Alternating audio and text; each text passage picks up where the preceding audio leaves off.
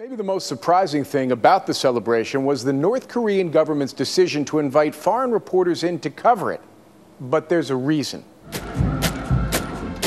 The precision marching of North Korean troops and the display of its arsenal of weapons were part of the largest parade in the nation's history, according to a government spokesman.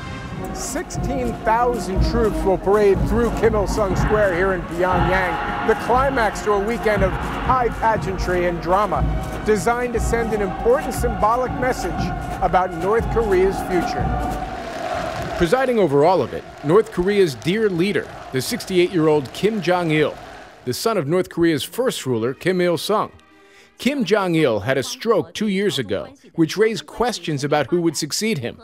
Today, he was joined for the first time in the reviewing box by his son, Kim Jong-un.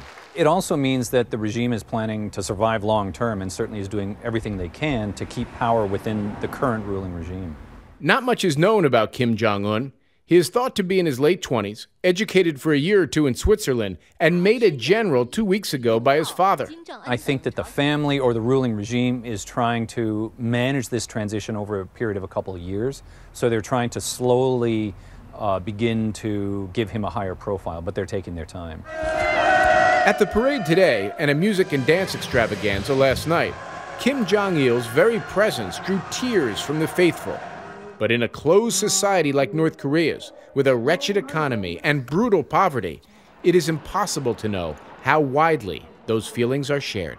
Kim Jong-il has less respect than his father Kim Il-sung did, and Kim Jong-un has basically none at all. This is a very challenging situation for the North Korean regime. If Kim Jong-un takes over eventually, it would be the third member of the Kim family to rule North Korea, the first three-generation dynastic succession in a communist country. Russ? Jim, from what you're seeing, from what you're feeling, how do you think the North Koreans are viewing America these days?